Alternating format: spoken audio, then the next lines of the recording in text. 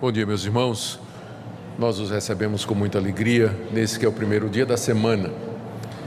É sempre um privilégio pelo qual nós devemos dar graças a Deus, esse de podermos iniciar a semana na sua casa, louvando ao seu nome, o buscando em oração e escutando a sua instrução. Eu sei que o mundo chama o domingo faz parte do fim de semana, mas para nós é o primeiro dia da semana. Na verdade, a semana começa hoje e nós a começamos aos pés do Senhor, louvando o seu nome, cantando louvores e sendo instruídos na sua palavra. Portanto, sejam todos bem-vindos, que o nosso Deus continue a falar ao nosso coração no restante do culto que nós oferecemos a Ele. Nós estamos no mês de janeiro, onde as classes de escola dominical se fundem numa classe só, classe única, que é dada aqui no templo. E durante esse mês de janeiro nós estamos estudando as religiões mais conhecidas e maiores do mundo. No domingo passado nós vimos, ou pelo menos as que exercem maior influência. Domingo passado nós vimos sobre o Espiritismo, hoje nós vamos ver sobre o Catolicismo Romano, no próximo domingo sobre o Islamismo e no outro domingo sobre as Testemunhas de Jeová, se não tiver uma mudança. Ainda estamos vendo qual a importância de falar sobre as Testemunhas de Jeová. E então, pelas manhãs, o que acontece é que o culto e a escola dominical, na verdade, é uma coisa só. Hoje pela manhã nós teremos a celebração da Ceia do Senhor, que será feita logo em seguida ao estudo, e encerrada a Ceia do Senhor, encerrado o culto, nós vamos ter a oportunidade para o pinga-fogo, que é a parte de perguntas e respostas, em que vocês podem perguntar o que vocês quiserem. E eu farei uma promoção hoje, para cada pergunta uma resposta, certo? Então está em promoção hoje. Se você fizer uma pergunta, você terá uma resposta, nem que seja eu não sei, tá bom? Então isso será feito ao término do culto. Nós vamos celebrar a ceia depois do estudo, depois é que vem o período de perguntas e respostas. Vamos orar mais uma vez, pedindo que o nosso Deus nos oriente agora nessa parte de estudo. Sim, Senhor, nós te damos graças pelo privilégio de começar a semana aos teus pés, cantando louvores ao teu nome, lendo a Escritura, orando e também estudando. Pedimos ao Senhor que teu Espírito Santo continue conduzindo cada parte do que está sendo feito aqui nessa manhã. E agora nessa sessão de estudos, ó Senhor, pedimos que ilumines o nosso entendimento e que o Senhor nos fortaleça na tua verdade, porque é só ela que nós desejamos. Em nome de Jesus, amém. Como avisado, então, o estudo dessa manhã é sobre a Igreja Católica Apostólica Romana. E nós começamos lembrando que o Brasil permite aos seus cidadãos a liberdade de consciência, de crença e de culto. Cada um tem a religião que quer. Portanto, aqui não se trata de bullying ou perseguição ou, enfim, qualquer outra coisa que contrariaria a nossa Constituição. No Brasil, nós podemos adorar ao Deus que nós quisermos, da forma que quisermos, onde quisermos e quando quisermos. Está garantida a liberdade religiosa, que para nós é bom, para os evangélicos é muito bom, porque nós utilizamos para fazer o que estamos fazendo aqui, nos reunirmos e adorarmos o Deus que nós entendemos que é o único Deus verdadeiro, que se revelou em Jesus Cristo, conforme as Escrituras nos dizem. Segunda observação é que esse estudo, ele é mais um estudo comparativo, ou seja, nós queremos que os nossos amigos católicos continuem sendo nossos amigos. O que nós vamos fazer é apontar a diferença entre o que eles acreditam e o que nós acreditamos.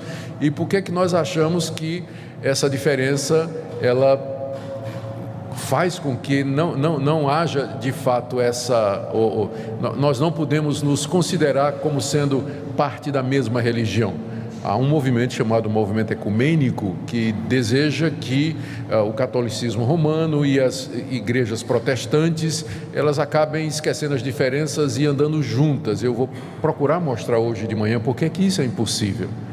Porque o catolicismo e as religiões, as igrejas que nasceram da Reforma Protestante, elas são absolutamente incompatíveis, não tem como conciliar as duas coisas, é o que eu pretendo mostrar no dia de hoje. Bom, O catolicismo não precisa de apresentação. Eu tenho certeza que tem muita gente aqui que veio da Igreja Católica. Ainda é a religião com o maior número de adeptos no Brasil, que é considerado o maior país católico.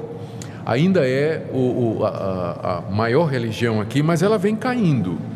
Em 1940, 95% dos brasileiros eram católicos. Em 1991, caiu para 83%.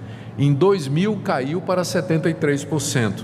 E no último censo, agora de 2010, o IBGE nos diz que apenas 64% dos brasileiros se declaram católicos, ou seja, tem tido uma queda constante a Igreja Católica em número de adeptos aqui no Brasil.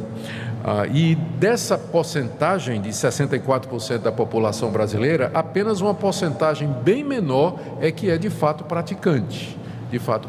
Ou seja, considerado em números reais, alguns chegam a dizer que se os evangélicos, que costumam ser mais praticantes, assim o forem, no final, o número de evangélicos e católicos praticantes é mais ou menos pau a pau, né? Chega perto um do outro, e a diferença é que o número de evangélicos vem crescendo a cada censo que é feito pelo IBGE. A igreja evangélica vem crescendo no Brasil, e isso com a passagem de muitos católicos para essas igrejas, especialmente as pentecostais e neopentecostais. Deixe-me dar aqui um pequeno histórico do começo da Igreja Católica. Embora ela diga que começou com Cristo, na verdade, ela toma forma a partir de 324, com o decreto do imperador Constantino, que torna o cristianismo em religião oficial do Império Romano. E multidões então concorrem para a igreja cristã para ganhar o favor do imperador. E não se conformando com a pureza do evangelho simples, começou-se a acrescentar ritos pagãos e modificar doutrinas. Eu vou falar de alguma delas mais adiante. No século XI, na verdade em 1054, houve o grande cisma do Oriente. Foi a primeira grande divisão na igreja chamada católica. As pessoas geralmente pensam que a reforma protestante foi a grande divisão. Não. Bem antes já teve o chamado grande cisma do Oriente, quando os líderes da igreja católica em Roma, sede do Ocidente, e os líderes da igreja de Constantinopla, que era a capital do Oriente, eles discordaram com relação ao papel do Papa, que a essa altura já vinha crescendo. O Papa queria ser o pai de toda a cristandade, mas os cristãos do Oriente, com sede em Constantinopla, disseram: isso aí nós não vamos aceitar. E aí se excomungaram. O Papa de lá excomungou o Papa de cá, e o Papa de cá excomungou o Papa de lá. Então, as duas igrejas se dividiram com excomunhão mútua, e essa excomunhão foi levantada recentemente, em 1965. Então pararam de considerar excomungados e voltaram ao diálogo. Só para vocês saberem, os protestantes foram excomungados durante a Reforma Protestante, e nós não fomos ainda, não suspenderam ainda a nossa excomunhão, né? Então, nós somos excomungados da Igreja Católica, e essa excomunhão nunca foi suspensa, né? Então, essa conversa de irmãos separados, não. Na prática, né, oficialmente, os protestantes são heréticos e são excomungados da Igreja Católica, e de acordo com a doutrina católica, já que fora da Igreja Católica não há salvação, então nós de fato estamos perdidos indo para o inferno. Mas a primeira grande divisão da Igreja Católica foi exatamente em 1054, e já por conta dessa questão do Papa, não é? E aí veio no século XVI uma tentativa de reformar outra vez a Igreja.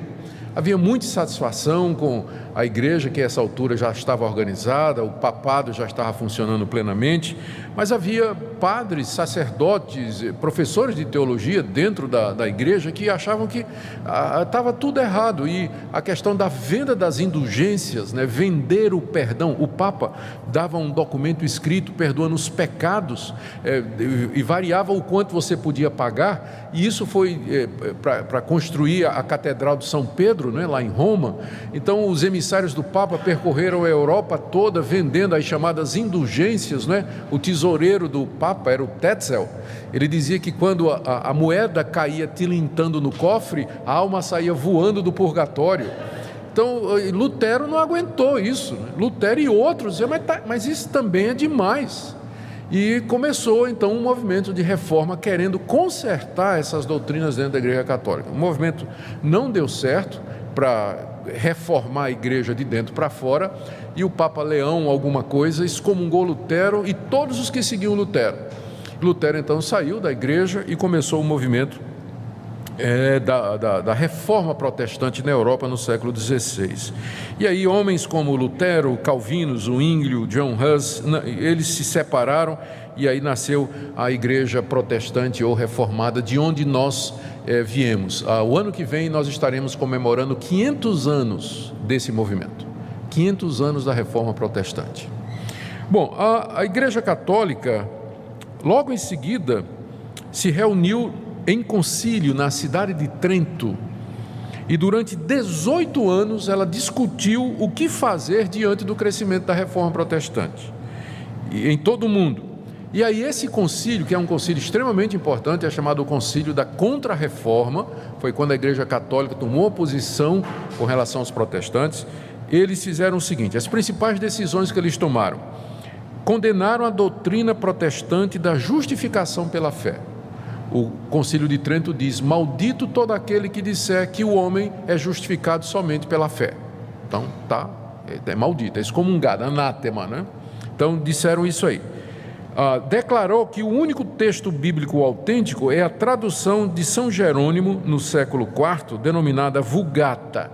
De fato, um pai da igreja chamado Jerônimo, a mando do imperador, no século IV, ele traduziu a Bíblia do grego, do hebraico e do aramaico para o latim. Não é que não tinha outras versões em latim antes, tinha inclusive uma versão chamada a Velha Latina, mas como havia divergências, então foi pedido que ele fizesse uma tradução, e Jerônimo fez essa tradução. E nessa tradução ele incluiu livros apócrifos, livros deuterocanônicos. Ele fez um trabalho muito amplo. Não é que ele dizia que aqueles livros eram inspirados, mas ele aproveitou e já traduziu aquilo que circulava na época e tudo, né? Então é aí que começa a diferença da Bíblia católica e da Bíblia protestante. O Concílio de Trento diz que a única Bíblia certa é a Vulgata Latina, com acréscimo de 7 livros ao antigo cânon, lista de livros que antes eram usados. Mantiveram os 7 sacramentos da igreja. Os 7 sacramentos, eu não sei se eu me lembro de cabeça aqui, mas é o batismo, a confissão auricular, as ordens, a extrema unção, o casamento, o sacerdócio, e tem mais um que me foge agora, mas são os sacramentos da igreja. Até aqui havia 2 sacramentos, que era o batismo e ceia. Eu esqueci, a ceia. Então, são 7. Havia 2 só, batismo e ceia. E aí o Concílio de Trento reafirma mais 5 sacramentos, ou seja, meios pelos quais Deus traz a sua graça e meios pelos quais o pecador pode obter o favor de Deus. Então acrescentou para 7. Declarou a indissolubilidade do casamento. Então vocês sabem que até bem recentemente não tinha divórcio na Igreja Católica, não é? Inventaram o desquite, não é? Não sei quem lembra da época do desquite aí, não é? Que hoje também não tem mais. Hoje em dia a posição da Igreja Católica tem mudado com relação a isso, mas a indissolubilidade do matrimônio começa aí. O culto aos santos e o culto às relíquias, que são objetos considerados sagrados, foi aprovado pelo Concílio de Trento. Já havia antes, mas ele ratifica que está correto você venerar as imagens, venerar os santos, orar a eles, pedir a interferência deles, e você também cultuar ou venerar as relíquias, tipo assim, um pedaço da cruz, o santo sudário, todos aqueles objetos que estariam ligados à vida de Cristo ou aos santos, aquilo era então, podia ser adorado. É nessa época que surge, um pouco antes, surge o rosário, que é um colar, não é, com 150 continhas, que eles usam para fazer as orações a Maria e a Cristo. E depois o escapulário, que era também uma espécie de veste, né, por baixo da roupa, que era considerada santa. Inclusive, eu procurei essa declaração, como eu não achei, então não trouxe, porque eu não quero dizer o que eu não tenho certeza. Mas eu me lembro de ter lido que dizia que se alguém morre com escapulário, então ele de fato vai ter o perdão dos seus pecados. É quando a doutrina também, no Concílio de Trento, a doutrina do purgatório e das indulgências é reafirmada, embora a questão das indulgências sofreu uma repressão por parte da Igreja Católica, porque ela admitiu que houve abusos, não é? Ainda é possível, mas você pergunta, como é que é possível hoje? Sim, a missa de sétimo dia, né? Ela é a forma moderna da indulgência. Você paga essa missa e é uma missa em que é feita oração 7 dias depois pela alma daqueles que foram embora. Então continua se pagando pelo perdão de pecados, né? Só que de uma outra forma. Esses dogmas do Concílio de Trento, que foram passados, começou em 1546, eles nunca foram revogados, né? Nunca foram revogados, então continua valendo para a Igreja Católica. Então, atualmente a Igreja Católica tem uma grande influência política no mundo, ela tenta se revitalizar com papas carismáticos, como o Papa Francisco, mas em todo o mundo ela está experimentando uma diminuição acentuada em sua membresia. Isso se deve à secularização. Na Europa, por exemplo, lá também os protestantes estão perdendo membros, não é? Se deve particularmente ao crescimento do movimento evangélico em todo o mundo. Deixa eu tentar passar para vocês, no tempo que nós temos, algumas doutrinas básicas da Igreja Católica Romana. Primeiro, com relação à fonte de autoridade. Essa pergunta é sempre muito importante. O que é que uma determinada religião ou grupo religioso aceita como fonte de autoridade? A Igreja Presbiteriana diz que a Bíblia e somente a Bíblia é a palavra de Deus. Se você for para os Mormons, eles vão dizer a Bíblia e o livro de Mormon. Quando a gente estudar o islamismo, vocês vão ver que a fonte de autoridade é outra. Eles vão aceitar a lei do Antigo Testamento, as palavras de alguns profetas, o Evangelho de Jesus e o Alcorão, que foi a revelação que Deus deu a Maomé. Sempre o Espiritismo, como nós vimos no domingo passado, aceita como fonte de autoridade a Bíblia e as informações dos espíritos através dos médiuns. Não é? O que a Igreja Católica aceita como fonte de autoridade? Ela tem 3 fontes de autoridade, enquanto que os protestantes protestaram contra isso, não é? E o lema da reforma foi sola escritura, exatamente esse ponto. A Igreja Católica tem 3 fontes de autoridade. Primeiro, a Bíblia. Ela aceita a Bíblia como sendo a palavra de Deus. Só que para ela, a Bíblia não é uma revelação fechada, completa. Além da Bíblia, Deus continuou a se revelar na igreja, e é o que eles chamam de tradição. É aquilo que os pais da igreja no século II, século III, foram percebendo que era a verdade de Deus, o desenvolvimento dessas doutrinas que estão na Bíblia e que têm que ser recebidas no mesmo nível de igualdade da Bíblia, a tradição oral. E o magistério, que são as decisões e pronunciamentos do colégio episcopal, encabeçado por um papa infalível. Então, essas 3 fontes constituem a base de autoridade da Igreja Católica. Aqui, o Concílio de Trento, em 1546, disse, eu estou lendo aqui a seção 4, o item 783. A verdade e disciplina estão contidos nos livros escritos, que é a Bíblia, e nas tradições orais. Deus é o autor tanto do Antigo e do Novo Testamento, bem como das tradições que se referem tanto à fé como aos costumes, quer sejam só oralmente recebidas de Cristo, quer sejam ditados pelo Espírito Santo e conservadas em sucessão na Igreja Católica. E o Concílio Vaticano II, em 1965, ratificou: a Sagrada Escritura é a palavra de Deus, que foi escrita por inspiração do Espírito Santo, e a sagrada tradição, por sua vez, transmite integralmente aos sucessores dos apóstolos a palavra de Deus. Ou seja, em resumo, a Igreja Católica aceita essas 3 fontes. Isso explica porque que você vai encontrar na Igreja Católica dogmas que não estão na Bíblia, tipo assim, a virgindade perpétua de Maria, Maria nasceu sem pecado, Maria subiu aos céus depois da morte. Nada disso está na Bíblia. Mas é que o católico não aceita só a Bíblia, ele aceita a revelação constante que Deus vem dando através da igreja, através dos concílios e através dos papas. Então, na hora que você puxa a discussão só para a Bíblia, não é?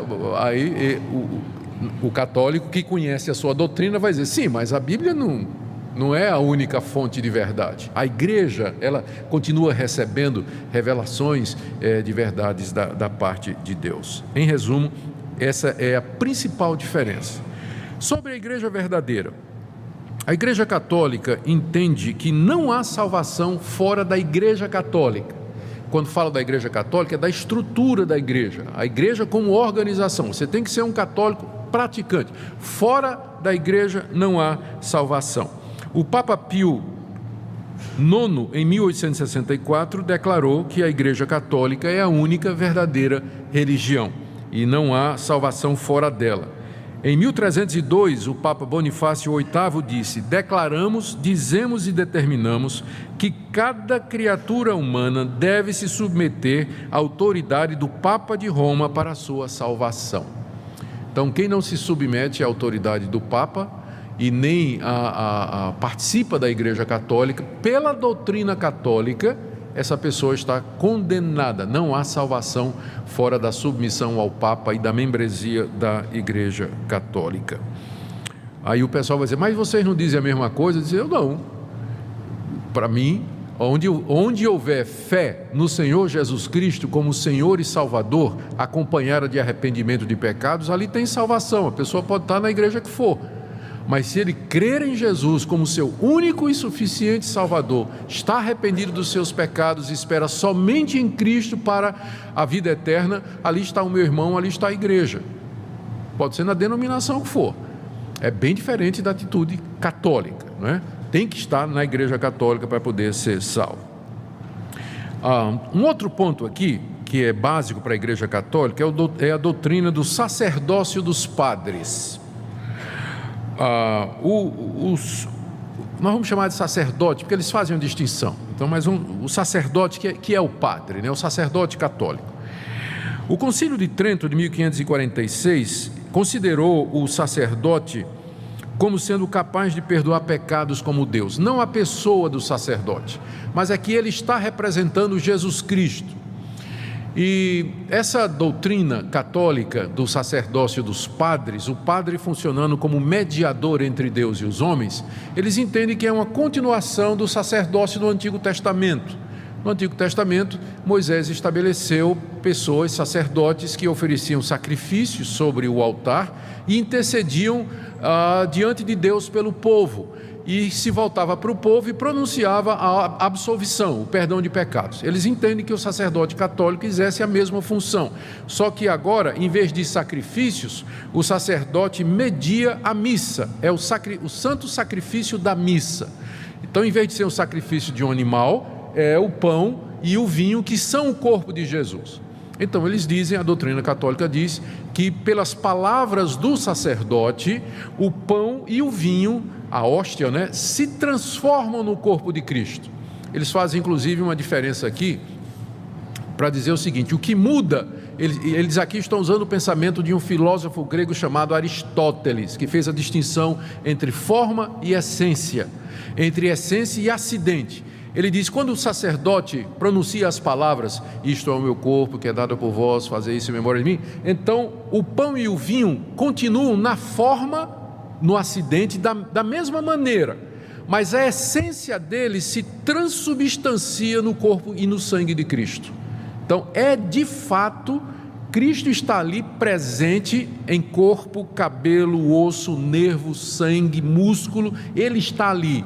A forma ainda é do pão e do vinho, mas a essência é literalmente a pessoa de Cristo. Então, o sacerdote é a pessoa que tem o poder de fazer esse milagre da transubstanciação. É o nome que a Igreja Católica dá ao que acontece durante a missa, a hóstia.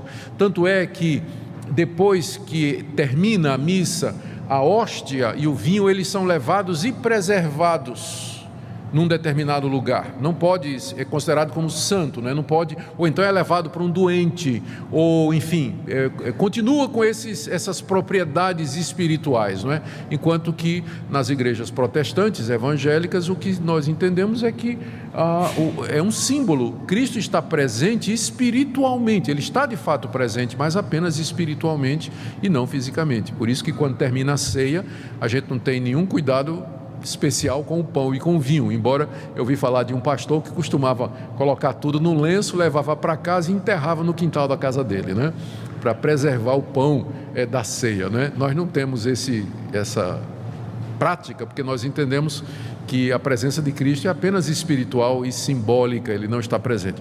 Mas por causa da doutrina da missa da Igreja Católica, o sacerdote, ele tem essa super importância, porque ele é o homem, é a pessoa através de quem o pão e o vinho se transformam no corpo de Cristo, e então o fiel precisa do sacerdote. É por isso que fora da igreja não pode haver salvação, porque é na Igreja Católica que está aquele que transforma o pão e o vinho no corpo e na presença real, física de Cristo ali durante aquele sacramento. Também o sacerdote, não é?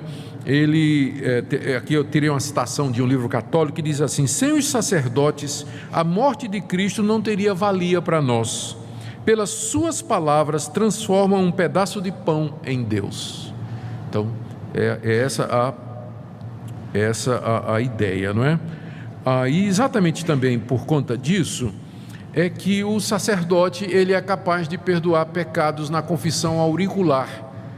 Ele pode declarar que os pecados daquele penitente que está confessando os seus erros no confessionário estão perdoados. O sacerdote é aquele que faz a extrema unção, que prepara o católico para a morte. A extrema unção, a última unção, é aquele momento em que ele então redime e perdoa os pecados daquela pessoa que está às portas da morte. Por isso, na Igreja Católica, o sacerdote, o padre, o ministro, ele tem essa posição elevada, enquanto que nas igrejas protestantes o pastor é um membro normal da igreja, né? O pastor não tem esses poderes, a não ser em algumas igrejas que apareceram por aí, que tem apóstolo que faz coisa do arco da velha.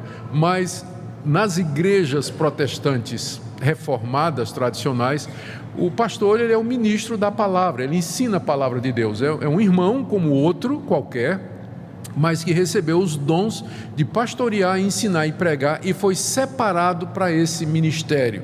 Mas ele não perdoa pecados, não transforma, não tem nenhuma transformação que ocorre aqui.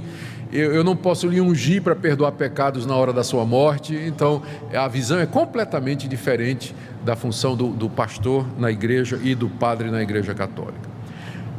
Sobre a Bíblia, como eu disse, eles aceitam a Bíblia como palavra de Deus, mas não como a palavra exclusiva de Deus e única de Deus.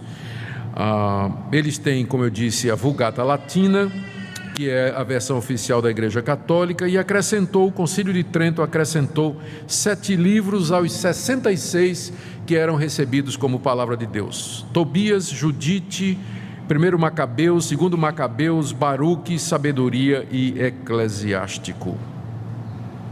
Então, esse ponto aí nós já discutimos, não é? Sobre o Papa. A palavra Papa quer dizer pai. Na visão católica, os papas, eles são os sucessores de Pedro, que teria sido o primeiro Papa. E, portanto, tem a mesma autoridade que Pedro. O texto fundamental para essa doutrina católica é Mateus, capítulo 16, a partir do verso 13, indo Jesus para os lados de Cesareia de Filipe, perguntou a seus discípulos: quem diz o povo ser o Filho do Homem? E eles responderam: uns dizem João Batista, outros Elias e outros Jeremias ou algum dos profetas. Mas vós, continuou ele, quem dizeis que eu sou? Respondendo Simão Pedro, disse: tu és o Cristo, o Filho do Deus vivo. Então Jesus lhe afirmou: bem-aventurado és, Simão Barjonas, porque não foi sangue e carne que tu revelaram, mas meu Pai que está nos céus. Também eu te digo que tu és Pedro, E sobre esta pedra edificarei a minha igreja, e as portas do inferno não prevalecerão contra ela. Dar-te-ei as chaves do reino dos céus. O que ligares na terra terá sido ligado nos céus, e o que desligares na terra terá sido desligado nos céus. Essa passagem, de acordo com a Igreja Católica, é onde Jesus dá a Pedro o primado da igreja. Pedro é a pedra sobre a qual a igreja se ergue. Tu és Pedro, e sobre esta pedra, que é você, eu vou edificar a minha igreja. Então Pedro foi colocado por Cristo como fundamento da igreja, e Cristo disse para ele: eu vou te dar as chaves do reino dos céus. Essa é a razão pela qual Pedro, na teologia católica, quando ele nas imagens e nas figuras de Pedro, ele sempre aparece com um chaveiro, né? Com um molho de chaves pendurado no cinto. São Pedro é o porteiro do céu, né? Porque Jesus deu a ele as chaves do reino dos céus. Isso é o que a Igreja Católica ensina, tá, gente? Não estou concordando com isso, não. Estou apenas explicando.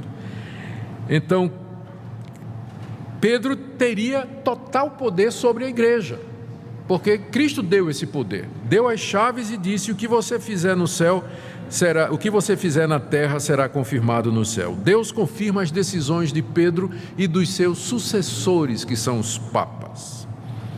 Essa ideia, ela, na verdade, ela começa a aparecer no século II, mas muito tenuamente. É somente no século V, quando Leão I, que foi considerado o primeiro Papa, assumiu esse conceito. Então, é uma doutrina que data do século V. O primeiro Papa teria sido Leão I. E depois disso o conceito foi se desenvolvendo ao longo dos séculos. Eu leio aqui para vocês o Catecismo Católico de Nova York. Ele diz assim: o Papa toma o lugar de Cristo aqui na terra. É o cabeça da igreja, líder infalível, dirigente universal da verdade, só sendo julgado por Deus e por homem algum. Então, na cadeira do Papa, inclusive, está escrito em latim, Vicarius Dei, ou o vigário de Cristo, de Deus, ou o representante de Cristo. O Concílio de Trento, em 1546, disse o seguinte: o Papa, falando ex cátedra, é infalível. Então, a definição da infalibilidade papal é de 1546. O que é que significa ex cátedra? Cátedra é cadeira em latim, e é o lugar onde o Papa senta, e lá está escrito o vigário de Deus, né? Vicario Dei, em latim, o substituto, o representante de Deus. Quando o Papa se senta naquela cadeira e ele faz pronunciamentos sobre fé e prática, esses pronunciamentos são infalíveis e não podem ser revogados, e passa a ser dogma para o católico. O católico tem que aceitar isso que o Papa pronuncia ali. Por exemplo, dois exemplos. O Papa Pio IX, em 1854, falando ex cátedra, disse que Maria foi concebida sem pecado, e virou dogma da Igreja Católica depois dessa declaração dele. Mais recentemente, em 1950, o Papa Pio XII decretou a Assunção de Maria, ou seja, Maria, depois de morrer, ela foi assunta aos céus, ela subiu aos céus, não é? Ela ressuscitou, seu corpo subiu até os céus, onde ela está intercedendo pelos pecadores. E por falar em Maria, esse é um ponto também muito importante dentro do catolicismo romano. Em 431, o concílio de Éfeso chamou Maria de Mãe de Deus. A razão pela qual esse concílio, tão cedo na história do cristianismo, chama Maria de Mãe de Deus, é porque eles estavam lutando contra uma heresia que dizia que Jesus não tinha corpo real, Jesus era uma aparência. O nome dessa heresia era docetismo. Então os docéticos diziam que Jesus, porque era Deus, não é porque era Deus, ele não poderia ter um corpo humano verdadeiro. Então, reagindo a isso, os cristãos daquela época se reuniram e disseram: não, Jesus foi concebido da Virgem Maria, ele tinha um corpo real e verdadeiro, e sendo ele Deus, portanto, Maria é mãe de Deus. Jesus é verdadeiro. A ênfase era na divindade de Cristo e a sua humanidade, só que eles fizeram isso via Maria, né? Então Maria é a mãe de Deus. Faltou o cuidado de dizer que Maria é a mãe da parte humana de Jesus, porque Deus de fato não tem mãe, mas o concílio definiu isso aí. Maria passa a ser considerada então a mediadora entre Deus e os homens. Vocês todos já devem ter visto aqueles plásticos no vidro traseiro do carro de alguns amigos católicos dizendo: pede à mãe que o filho atende, não é? Pede à mãe que o filho atende. Em 1854, o Papa, eu já falei, decretou a Imaculada Conceição de Maria. Em 50, olha o que é que o Papa Pio XII declarou: Maria ressuscitou dos mortos logo após a sua morte, foi levada aos céus e lá entronizada como rainha dos céus. Então, na teologia católica, Maria está agora assentada no trono à direita de Deus, juntamente com Jesus Cristo, e ela é a mediadora entre Deus e os homens, entre Deus e Cristo. Purgatório é uma doutrina que foi declarada como dogma em 1439 por Gregório o Grande. Tomás de Aquino, que é o grande teólogo católico, ele diz assim: no purgatório o sofrimento é idêntico ao do inferno, só que dura menos. Purgatório, na teologia católica, é um estado após a morte, em que entram aqueles que cometeram pecados mortais e, após certo sofrimento, esses pecados são purificados e eles sobem aos céus. A teologia católica faz diferença entre pecado mortal e pecado venial. São 7 pecados mortais: gula, blasfêmia, assassinato, mentira, adultério, e tem os pecados veniais, que são todos os outros. Os pecados veniais, eles podem receber perdão aqui, se você seguir toda a tramitação católica para isso: a missa, confissão auricular, extrema-unção, esmolas, tudo. Os pecados mortais, você ainda tem uma chance depois da morte, que é o purgatório. Você vai para o purgatório para purgar pelo sofrimento esses pecados que não foram perdoados durante a sua vida aqui. E para diminuir o tempo de sofrimento no purgatório, é possível os vivos, os parentes e os amigos, abreviar o tempo de sofrimento dando esmola para a igreja, fazendo penitência ou pagando missa de 7º dia. Então daí vem a oração pelos mortos dentro da igreja católica. A orar por aquelas almas que estão no purgatório, para que o sofrimento delas seja abreviado e elas possam imediatamente passar para o céu depois do tempo de sofrimento. Então pode-se e deve-se orar pelos mortos, pagando a missa de 7º dia, para que se abrevie seu tempo no purgatório e logo se vá ao céu. Sobre imagens, que é geralmente uma das grandes diferenças, né, que os protestantes são os primeiros a apontar, a dizer para o católico que ele pratica idolatria. Se você disser para um católico que conhece a doutrina de que ele está praticando idolatria, ele vai dar uma risada, dizendo: você não entende. Não, existe uma diferença na igreja católica entre veneração e adoração. Adoramos somente a Deus, mas veneramos os santos. Então, como é que isso começou? Isso começou no século VI com o Papa Gregório Magno. Ele achou que era interessante introduzir na igreja imagens e pinturas dos santos, de Jesus, de Maria, para inspirar os analfabetos, as pessoas que não conseguiam conceber o Evangelho, pessoa que tinha capacidade pequena de entender, e é um pessoal que entende mais gravura e imagem. Então esse Papa, ele entendeu que trazendo para dentro da igreja as imagens e os símbolos ajudaria numa forma de catequese para as pessoas, não é? Só que isso que começou com um objetivo didático, né, para ensinar, acabou sendo corrompido e as pessoas começaram, na verdade, a se dirigir às imagens dos santos, enfim, para fazer as suas devoções. Em 787, o segundo concílio de Nicéia regulamentou isso e fez essa distinção. Disse que venerar vem do verbo grego douléo, que significa servir, e é a atitude que o católico pode ter para com os santos, para com as imagens e as relíquias. Eles veneram, no sentido que eles respeitam, eles fazem devoções, dirigem orações, fazem pedidos aos que já morreram, mas a adoração, que vem do grego latreu ou latria, é dirigida somente a Deus.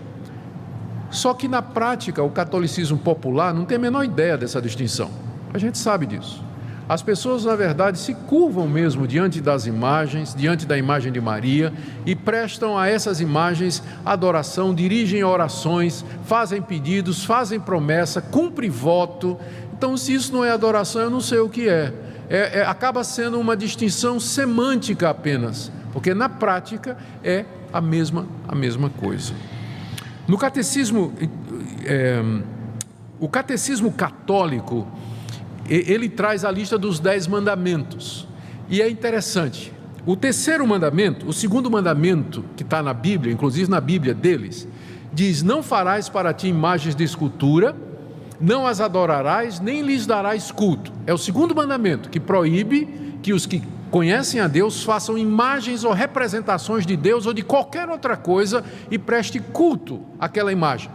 O catecismo católico tirou esse mandamento, e para completar 10, dividiu o 10º mandamento em 2. O 10º mandamento diz assim: não cobiçarás a mulher do teu próximo, não cobiçarás coisa alguma do teu próximo, nem o seu boi, nem o seu jumento, nem nada. Aí o que é que o catecismo católico fez? Ele dividiu esse mandamento em 2. O 9º mandamento passa a ser: não cobiçarás a mulher do teu próximo, e o 10º mandamento passa a ser: não cobiçarás as coisas do teu próximo. Por quê? Porque tirou o segundo mandamento, que diz: não farás para ti imagem de escultura. Então, os 10 mandamentos no catecismo católico é diferente dos 10 mandamentos que você tem aqui, porque foi excluído o mandamento a respeito das imagens. Embora na Bíblia católica, na Vulgata, tenha. E, por fim, talvez a diferença mais importante é a justificação do pecador diante de Deus. Como é que a pessoa é justificada diante de Deus? A teologia católica admite que Cristo morreu na cruz pelos pecadores, admite que Ele deu sua vida para perdoar pecados. Contudo, a justificação do pecador, o perdão que é dado ao pecador, não é um ato de Deus em que Ele nos considera justo e nos perdoa os pecados de uma vez para sempre. Mas o que é que acontece? Deus infunde, Ele derrama dentro de nós a sua graça e a sua justiça, que nos capacita a fazer boas obras. Então, dessa combinação de Deus dando a sua graça no coração do pecador, e o pecador fazendo caridade, obedecendo os mandamentos, indo para a igreja, seguindo os sacramentos, então dessa cooperação é que o pecador morre na esperança de ser salvo. Enquanto que na teologia protestante, a pessoa é salva pela fé, é um ato de Deus, Deus perdoa de uma vez por todas e, portanto, a pessoa pode ter certeza de que está perdoado e salvo. Na teologia católica, o católico não pode ter essa certeza, porque a salvação é uma cooperação entre a graça de Deus e as obras do pecador. Então, nunca vai poder ter certeza, né, de que você de fato vai ser perdoado, que você não sabe se as suas obras elas são em número suficiente ou a cooperação é suficiente para garantir isso. Enquanto que, ou usando outro termo, na igreja reformada como a nossa, a salvação é monergista, ou seja, é um ato de Deus e de Deus somente. Na igreja católica é sinergista, é um ato de Deus junto com a colaboração do pecador. É errado você dizer que o católico acredita que a salvação é só pelas obras. Ele não vai dizer isso. Ele vai dizer, não, Cristo morreu pelos meus pecados, eu creio na graça de Deus, mas só que eu tenho que fazer minha parte. Se eu não fizer minha parte, isso não vai adiantar nada. Eu posso não merecer. Então é uma sinergia, é uma combinação, enquanto que na igreja, esse foi o ponto da reforma protestante. Lutero descobriu, mas peraí, A Bíblia está dizendo que Deus justifica o pecador pela fé, é pela graça, não por obras, não tem participação minha. Eu sou um pecador que recebo a graça de Deus livremente. A salvação é um dom de Deus do começo ao fim, ela não é resultado da minha cooperação com Deus. E você vê como essa ideia, né, sinergista, esse pensamento católico da cooperação do pecador na salvação, ela impregnou a nossa cultura brasileira. Eu costumo dizer que os evangélicos brasileiros continuam com a alma católica, porque é duro para o evangélico, não é, entender isso. Ele sempre fica pensando que ele tem que colaborar para a salvação dele, para a justificação dele.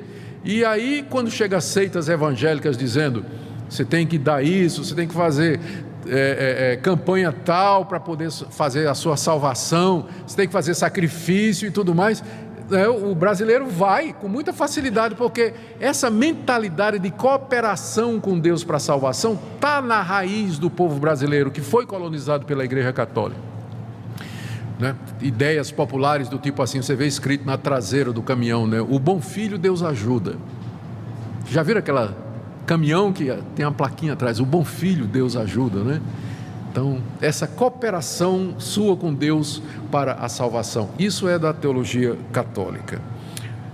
As obras que são necessárias para que o pecador participe para ser salvo, o católico participe para ser salvo, incluem a confissão, participação na missa e extrema unção. Olha o que é que o Concílio de Trento, aquele da Contra-Reforma, declarou na seção 6ª, no cânone 9. Se alguém diz que o pecador é justificado pela fé somente, significando que nada mais é requerido para cooperar a fim de obter a graça da justificação, que seja maldito. Ou seja, nós somos, de acordo com o Concílio de Trento, malditos, porque nós cremos exatamente nisso, que a justificação é pela fé.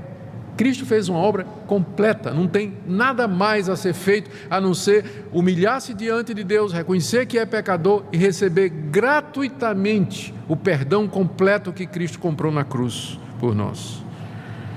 Muito bem, estas são algumas das doutrinas fundamentais e principais da Igreja Católica.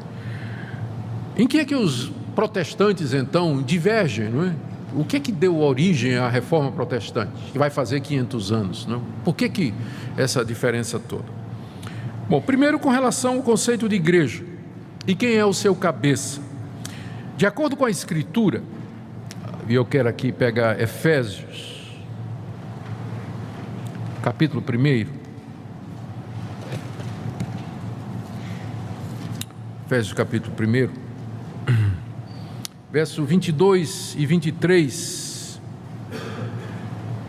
falando de Cristo, o apóstolo Paulo diz que Deus pôs todas as coisas debaixo dos seus pés, e para ser o cabeça sobre todas as coisas o deu à igreja, a qual é o seu corpo, a plenitude daquele que a tudo enche em todas as coisas. E aqui no capítulo 5 da carta aos Efésios, verso 23, Paulo diz: o marido é o cabeça da mulher, como também Cristo é o cabeça da igreja. Cristo é o cabeça da igreja. E juntamente com estas duas passagens, há dezenas de outras no Novo Testamento que diz que quem é o cabeça da igreja é Jesus Cristo. Jesus Cristo é o cabeça da igreja, Ele é o Senhor da igreja, Ele é o centro da igreja, é dele que procede toda a autoridade no céu e na terra. Dizer que o Papa é o cabeça de Cristo o transforma num usurpador, e foi por esse motivo que os reformadores disseram que o Papa é o anticristo, aquele que a Bíblia diz que iria se levantar contra Cristo e tomando o lugar de Cristo.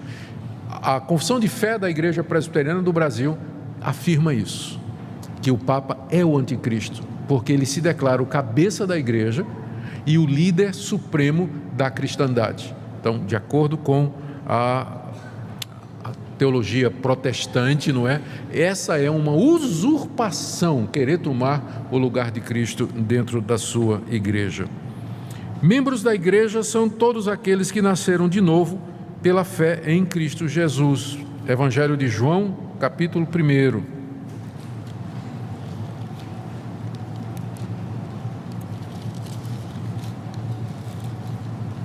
João, capítulo 1. Verso 11.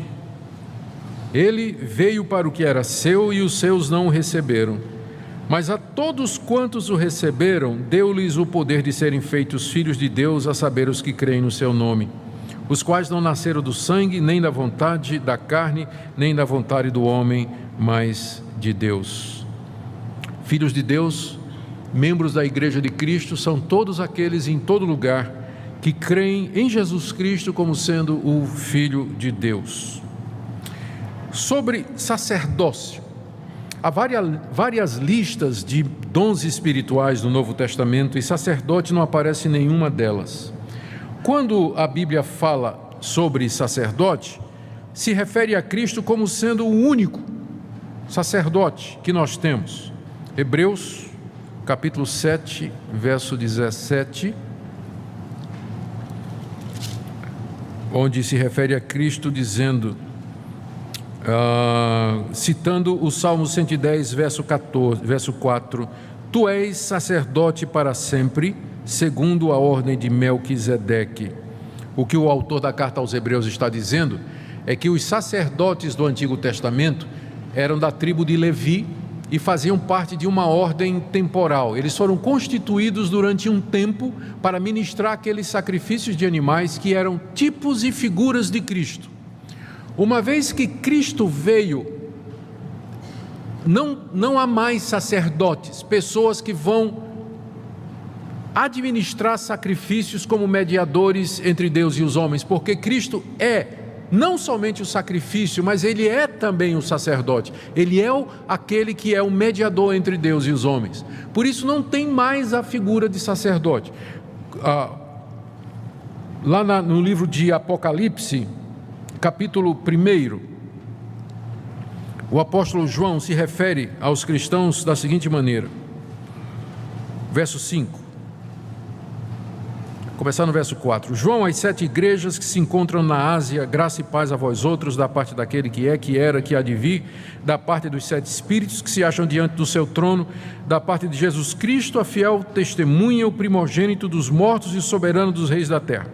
Aquele que nos ama e pelo seu sangue nos libertou dos nossos pecados e nos constituiu reino, sacerdotes para o seu Deus e Pai, a Ele a glória e o domínio pelos séculos dos séculos. Amém. Aqui o apóstolo João nos diz que Cristo fez de todos nós sacerdotes. Todo cristão, ele é um sacerdote. Não acabei ainda. Vê 1 de Pedro, porque essa doutrina é importante aqui, para a gente entender. Na 1 de Pedro,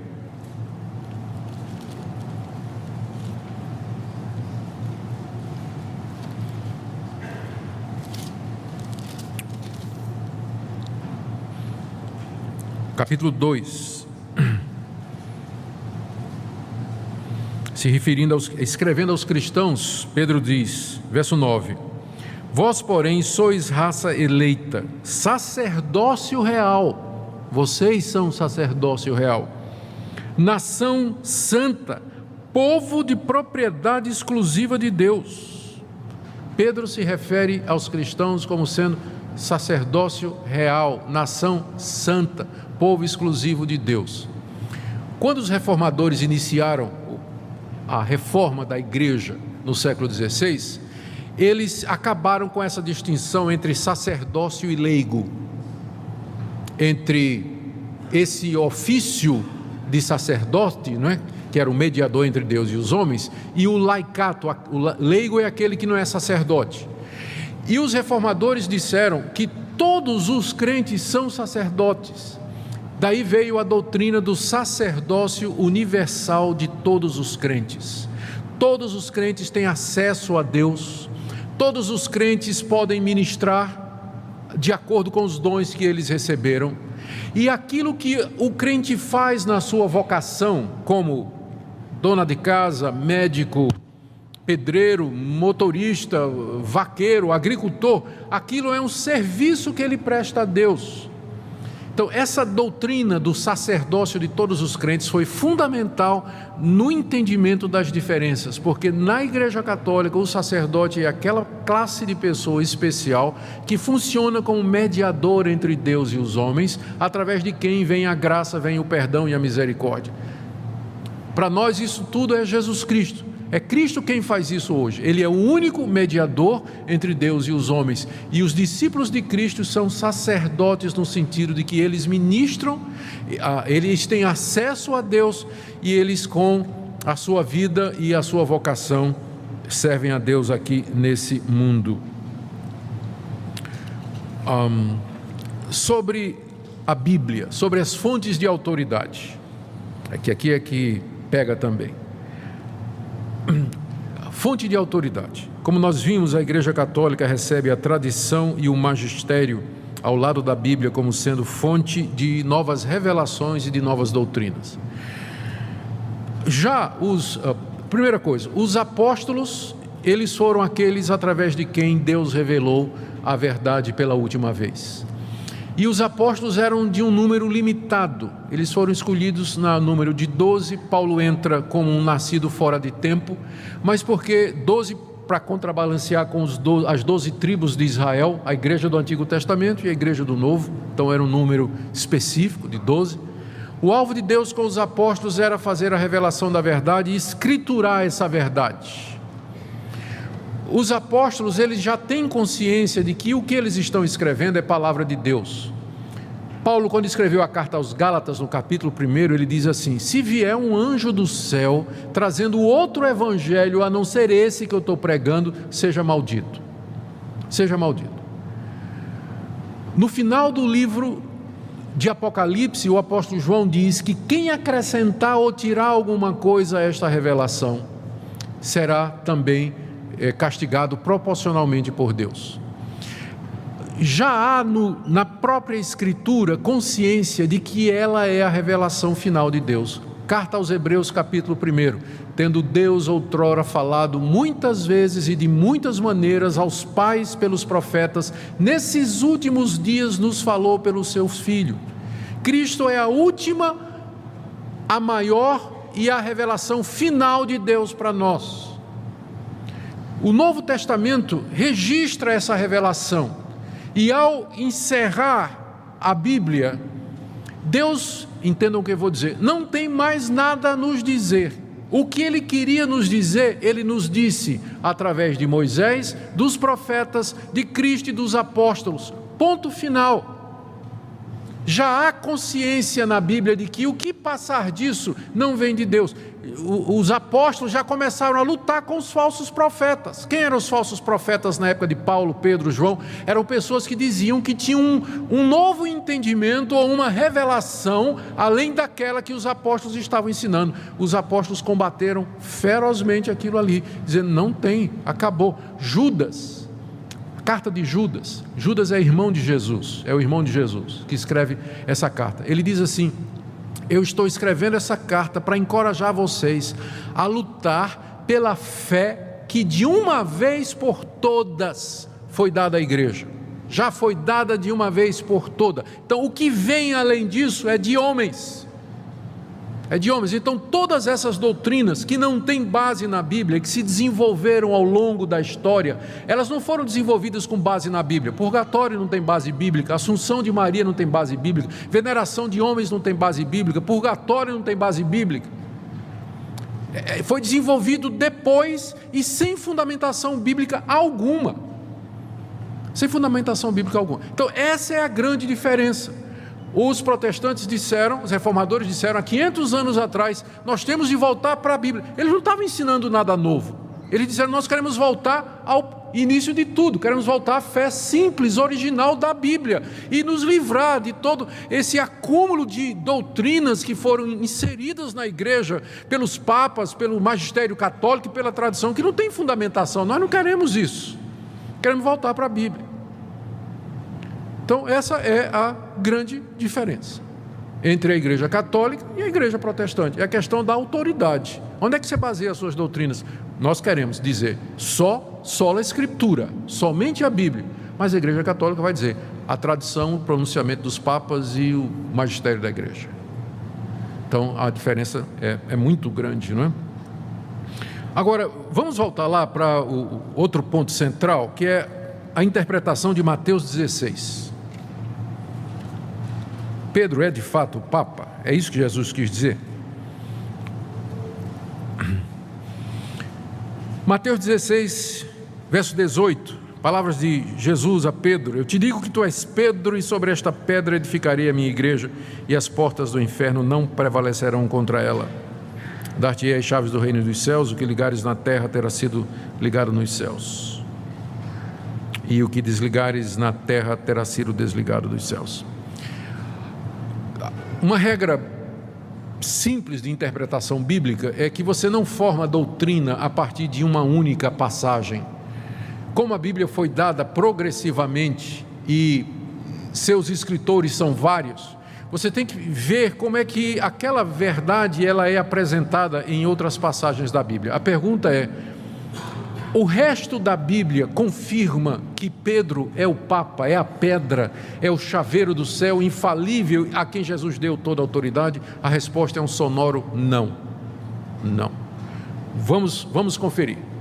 Logo depois que Jesus deu essas palavras a Pedro, se a gente continuar lendo, olha o que é que nós encontramos. Verso 21.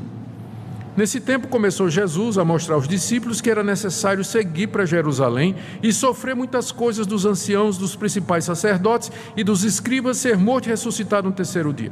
Então Pedro, a quem Jesus já tinha dito: tu és Pedro, e sobre essa pedra edificarei minha igreja, darei as chaves dos céus, etc.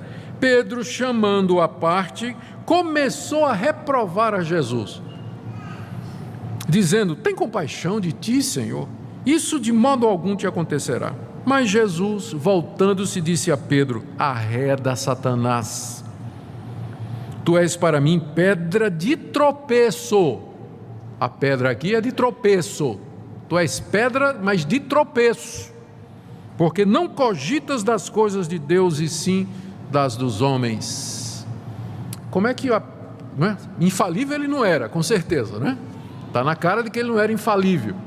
E para ser a pedra sobre a qual a igreja seria edificada, está uma pedra meio bamba, né? Meio incerta e meio insegura. Continuando, capítulo 18.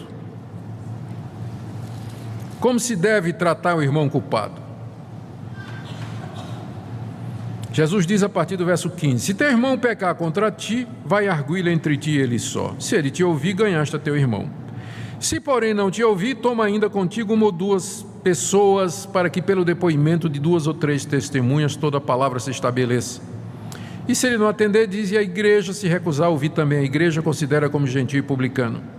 Em verdade vos digo que tudo que ligares na terra terá sido ligado nos céus, e tudo que desligares na terra terá sido desligado nos céus. Ué, isso aqui não foi uma promessa para Pedro?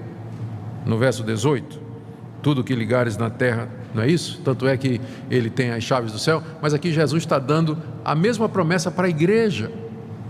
Então é óbvio que não era exclusivo de Pedro.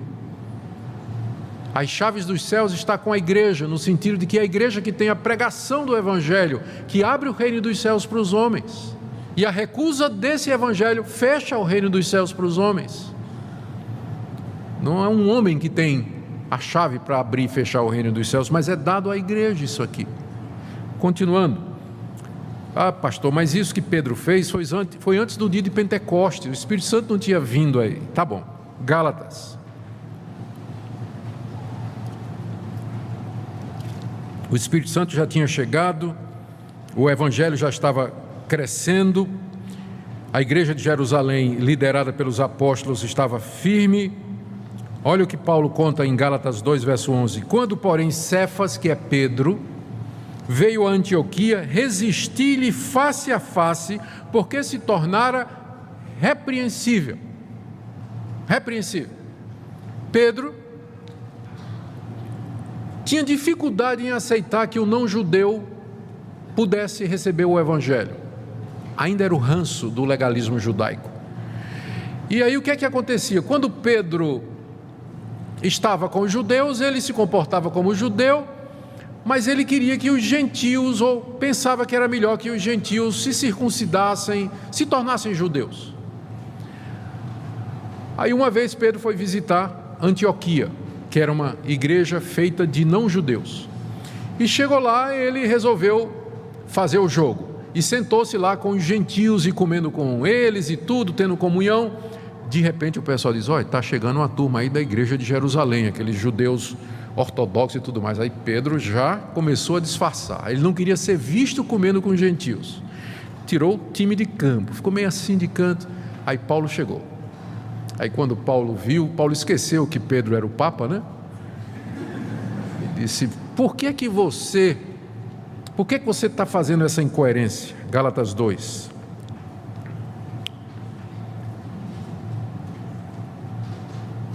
Verso 14: quando vi que não procedia corretamente segundo a verdade do Evangelho, eu disse a Cefas na presença de todos: se tu, sendo judeus, vive como gentio e não como judeu, por que obrigas os gentios a viverem como judeus? Ele expôs a incoerência de Pedro. Então, é um papa que não é, se for papa é falível, né? Porque pelo menos há vários outros, há pelo menos 2 registros do erro. Mas vamos perguntar a Pedro quem é a pedra. A melhor coisa é isso, né? A gente ir direto na fonte e perguntar: Pedro, quem é a pedra então? Abra aí na primeira carta de Pedro.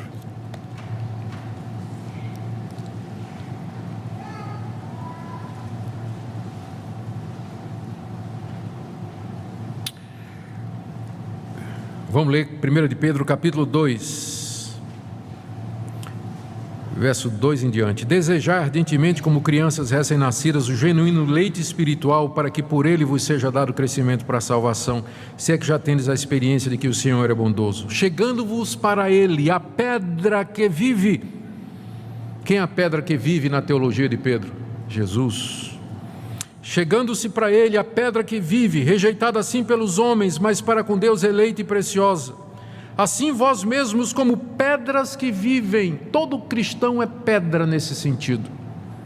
Sois edificados, porque somos como tijolos da construção que é a igreja. Sois edificados casa espiritual, para ser de sacerdócio santo, a fim de oferecer de sacrifícios espirituais agradáveis a Deus por intermédio de Jesus Cristo. Só nessa passagem você tem resposta a 2 dogmas católicos. A pedra é Cristo, e nesse sentido todos os crentes são parte do edifício. E todos eles são sacerdotes que oferecem a Deus sacrifícios espirituais através de Jesus Cristo. O Papa Pedro matou a teologia aqui, né? Por isso está na Escritura: eis que ponho em Sião uma pedra angular, eleita e preciosa, e quem nela crê não será de modo nenhum envergonhado. Para vós outros, portanto, o que credes é preciosidade, a pedra angular. Mas para os descrentes, a pedra que os construtores rejeitaram, essa veio a ser a principal pedra angular, pedra de tropeço e rocha de ofensa. Cristo é a pedra sobre a qual está edificada a igreja. E para quem não crê, ele é uma pedra de tropeço. A pessoa bate e cai em Cristo. Ele é a pedra. Mas então o que Jesus quis dizer quando disse a Pedro: tu és Pedro, e sobre esta pedra edificarei a minha igreja? A resposta é que a pedra ali não é a pessoa de Pedro, mas a confissão que Pedro tinha feito no verso anterior. Jesus perguntou: quem vocês dizem que eu sou? Qual foi a resposta de Pedro? Tu és o Cristo, o Filho do Deus vivo. E Jesus disse: tu és Pedro, e sobre esta pedra, esta declaração que você fez, eu vou construir a minha igreja. Agora bate com o resto da Bíblia. O resto da Bíblia diz que a pedra sobre a qual a igreja se edifica é Cristo, o Filho de Deus. Você ainda pode dizer assim: se você quer insistir que Cristo está dizendo tu és Pedro, e sobre esta pedra, Jesus estava apontando para Pedro, é o Pedro confessante, é o Pedro enquanto dizendo tu és o Cristo, o Filho do Deus vivo. E ali ele está representando todos os cristãos que confessam essa verdade. A igreja é edificada sobre a verdade de que Cristo é o Filho do Deus vivo, o Salvador do mundo, o único mediador, e não a pessoa frágil, incoerente do apóstolo Pedro, e muito menos dos seus sucessores. Só para vocês terem uma ideia, sobre a infalibilidade do Papa. O Papa Adriano II declarou que o casamento civil era válido, mas o sucessor dele, Papa Pio VII, condenou como inválido. Eugênio IV 4. Condenou Joana d'Arc a ser queimada viva como feiticeira. Benedito XV declarou Joana d'Arc santa. Um disse que era feiticeira, o outro disse que era santa. Clemente XIV acabou com os jesuítas. Pio XII os restaurou. Sisto V recomendou a leitura da Bíblia, mas Pio XII e outros papas condenaram. Então, onde é que está a infalibilidade? Então, essa é uma doutrina que nós, inclusive tem católicos que não engolem, não é? Essa doutrina da infalibilidade do Papa. A verdade é que os apóstolos não deixaram sucessores. A igreja de Cristo, ela é apostólica, no sentido de que ela está edificada sobre a doutrina dos apóstolos. Mas eu não preciso de um apóstolo hoje, porque quando eu abro a Bíblia, eu ouço o apóstolo Pedro, o apóstolo Paulo, o apóstolo Mateus, o apóstolo João. Eles estão aqui com você, comigo. Deus preservou o que eles escreveram. Nesse sentido, a igreja é apostólica, porque ela está edificada sobre a doutrina dos apóstolos e dos profetas. Eu não preciso de um representante ou descendente ou sucessor vivo de uma linhagem histórica que remonta ao tempo dos apóstolos ou ao próprio Jesus Cristo. É nesse sentido que eu me considero um cristão apostólico, porque a minha crença está baseada naquilo que os apóstolos ensinaram. Meu problema não é com igreja católica, porque a igreja católica significa simplesmente universal. Apostólica, também não tenho um problema com isso. Meu problema é com o romana. Esse é o nosso problema, certo? Essa é a nossa dificuldade. Mas eu sou um cristão católico apostólico e você também. O problema é que nós não somos romanos. Temos dificuldade com essa parte aí, porque de Roma saíram todas essas doutrinas que nós entendemos que não estão de acordo com a palavra de Deus. Sobre Maria, pouca coisa precisa ser dita, não é? Os evangélicos, eles devem lembrar que Maria de fato foi uma judia piedosa, temente a Deus, e às vezes por conta dos exageros católicos sobre a pessoa de Maria, a gente nem prega sobre Maria, né? É difícil um pastor evangélico pregar sobre Maria, porque tem medo dos abusos lá, mas Maria é um exemplo para nós. Ela é uma mulher de fé, sem dúvida, entra na galeria daquelas santas mulheres piedosas que serviram a Deus através da história da igreja, mas isso não quer dizer que nós vamos admitir coisas que a Bíblia não diz sobre ela, que ela nasceu sem pecado. O argumento da igreja católica para que Maria nasceu sem pecado é que ela não podia ter pecado, porque senão Jesus nasceria com pecado. Então, para que Jesus nascesse sem pecado, Maria não podia ter pecado. Mas aí você vai ter que usar o argumento ad hominem ou ad infinito. Então Maria, a mãe de Maria, também não podia ter pecado. E a mãe da mãe de Maria também não podia ter pecado. E aí você vai ter que admitir a existência de uma linhagem que vem de Adão, de pessoas que nunca tiveram pecado para poder resultar em Cristo Jesus. Vejam o absurdo disso aí. A respeito dela ser mediadora entre Deus e os homens, não é? A Bíblia nos diz em 1 Timóteo, capítulo 2, de 5 a 6, há um só Deus e um só mediador entre Deus e os homens, Jesus Cristo, o homem. E em João 14, 6, Jesus Cristo disse: eu sou o caminho, a verdade e a vida, ninguém vem ao Pai senão por mim. Então está muito longe da Bíblia o dogma a respeito de Maria. Sobre a missa nós já explicamos que o sacrifício de Cristo foi feito de uma vez por todas e ele não se repete. E, portanto, na ceia nós apenas celebramos em memória. Sobre o purgatório, a Bíblia é muito clara.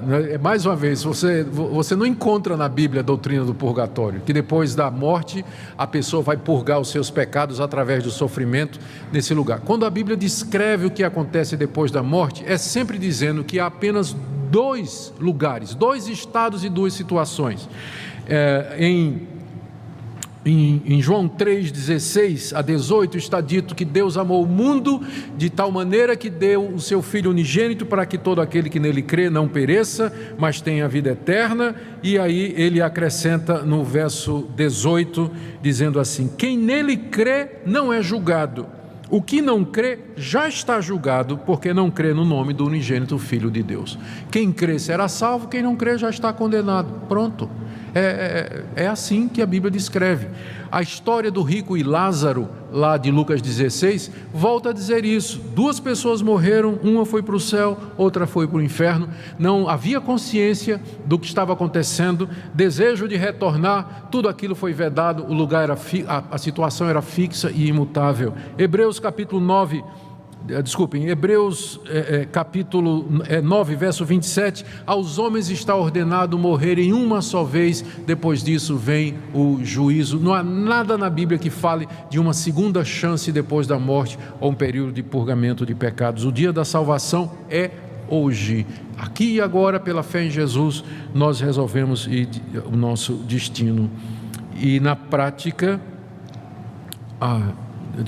na prática eu ia dizer que não tem diferença entre venerar e adorar, já falei sobre isso. E por fim, a salvação, que é o ponto de maior divergência, né? Efésios capítulo 2, a palavra de Deus é muito clara a respeito disso. Efésios capítulo 2, versos 8 e 9, foi um verso muito usado na Reforma Protestante. Pela graça sois salvos, mediante a fé, e isso não vem de vós, é dom de Deus, não de obras, para que ninguém se glorie. É nessa verdade, nessa pedra que nós nos firmamos. E pensando agora já nas conclusões, por isso que nós não podemos considerar a Igreja Católica Apostólica Romana como uma igreja irmã. Quando um amigo católico é convencido da verdade que os protestantes ensinaram, e ele deseja se tornar membro de uma igreja protestante, ele é rebatizado, exatamente porque nós não consideramos o batismo católico como sendo válido. Não é válido porque a intenção é outra. Esqueci de mencionar isso aqui. O batismo na igreja católica, ele tira a culpa do pecado original. Para nós o batismo não tira culpa, nem lava pecado de ninguém. É o símbolo da aliança que Deus tem conosco e com os nossos filhos. A Confissão de Fé de Westminster, nós já dissemos, considera o papado como sendo o anticristo, ou como expressão do anticristo, alguém que toma o lugar de Cristo aqui nesse mundo. A Igreja Presbiteriana proíbe os pastores de realizar culto ecumênico com sacerdote católico. Então, não me convide na sua formatura, se você quiser um culto ecumênico, eu vou ter que ficar constrangido, mas vou dizer não, porque a Igreja Presbiteriana proíbe os seus pastores de participar de culto ecumênico, exatamente porque não considera a Igreja Católica como sendo uma igreja irmã, uma igreja que seja irmã. Quer dizer então que não tem crente verdadeiro na Igreja Católica? Não, eu não estou dizendo isso. Na verdade, eu creio que tem.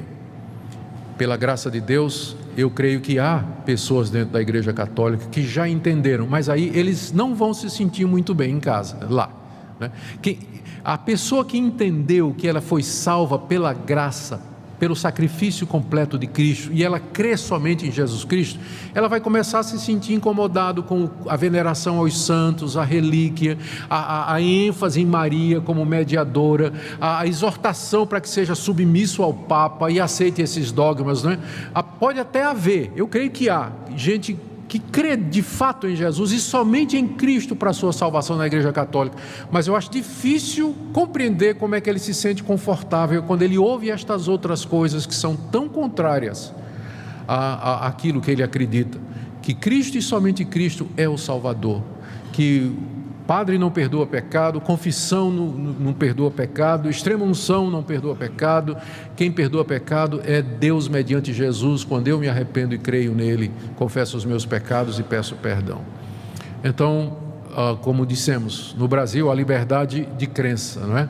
Todo mundo acredita no que quiser, e aqui não se constitui nenhum embaraço ou bullying, não é, dos nossos amigos católicos, apenas explicando as diferenças que há entre aquilo que nós cremos e aquilo que a Igreja Católica acredita. Vamos orar. Nosso Deus, nós não queremos apenas um debate de opiniões, mas nós queremos ficar firmes na verdade, e nós entendemos que essa verdade está revelada na Bíblia. Nos ajuda a entender a Bíblia com clareza, a não acrescentar nada, e que tudo que nós façamos tenha fundamentação na Bíblia, porque ela é a tua palavra, palavra de Deus, como espada, martelo, rocha, fogo, escudo, lâmpada. São todas essas figuras que ela usa para nos dizer da sua importância e da sua exclusividade. Pedimos, nosso Deus, que nos perdoe quando fomos além da Bíblia ou ficamos aquém do que ela ensina. Nós queremos pedir também quando, às vezes, temos sido intransigentes com aquelas pessoas que não pensam como nós. Nos ajuda a amar e a mostrar a verdade em amor. E nós oramos por aqueles que estão aqui nesta manhã e que ainda não compreenderam a verdade simples do Evangelho, que teu Filho Jesus é a pedra, a rocha, quem nele crê não será envergonhado, e que nele há plena e completa salvação. Ajuda os nossos filhos a entender a importância da igreja, da classe de catecúmenos, da doutrinação. Senhor, não é por causa da instituição, por causa da figura da igreja, mas porque nós queremos a verdade, queremos te servir dentro da verdade. Tu procuras aqueles que te adoram em espírito e em verdade, e é isso que nós queremos ser e fazer. Agora, Senhor, quando vamos celebrar a ceia, dê que seja um momento de confirmação na verdade daqueles que creem e de despertamento para aqueles que ainda estão em dúvida. É o que nós te pedimos em nome de Jesus.